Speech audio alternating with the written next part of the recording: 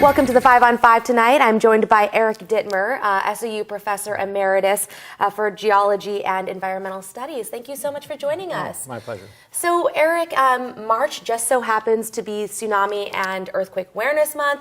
On Sunday, we had that 6.8 magnitude earthquake. I mean, what is it that we can do to just know, what can we do to be aware, basically, of earthquakes and tsunamis?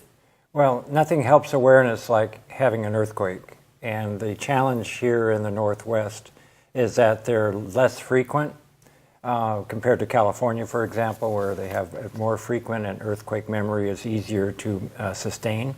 Here we have relatively small earthquakes, like that one on Sunday and in 1993 in Klamath Falls. These are sort of crustal adjustment earthquakes, a reminder that we're in a place where subduction zones, two plates coming together, which can create the largest earthquakes, happen every 250 to 350 years.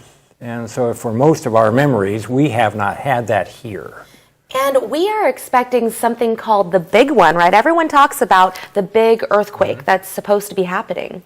Yes, the records show that on January 26, 1700, there was a magnitude 8+ earthquake in the Pacific Northwest, which happened to be recorded by the residents of Japan because of the tsunami that was created.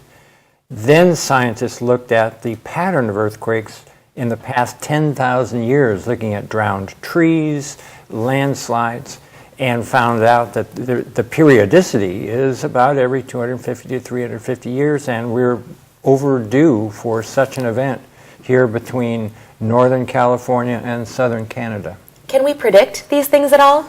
Only to the extent that we have this gap. The fact that we know there is a frequency of an earthquake pattern at a certain location. And if it hasn't happened, and we know the plates continue to move, then we know it's the potential for it happening is imminent. Can we predict the time and the date? Excuse me. No. There is just not enough what we call precursors, evidences of something about to go ahead of time. There's not enough information there, at least yet, to be able to give a time and a place. Okay, very interesting stuff. We'll be right back with more, again, with Eric Dittmer. Welcome back. Again, I'm joined here by Professor Eric Dittmer. So, Professor, what is it that is Oregon properly prepared for a disaster like the big earthquake that could be coming at any time? Well, not as much as we could be. The state and agencies that are part of our system are well aware of it, and they're trying to get the word out as much as they can. But we can always be better prepared. We have the State Office of Emergency Management and the Department of Geology and Mineral Industries doing public outreach and awareness and seminars. There will be another one here in our region, April 17th, by the State Office of Emergency Management. I do my own outreach, not just with local entities, but extended family and neighbors, and that's how individuals can get better prepared.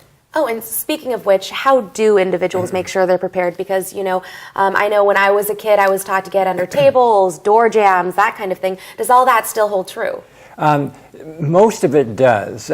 Some new engineering evidence says getting under doorways, if they're not bearing walls, is a problem.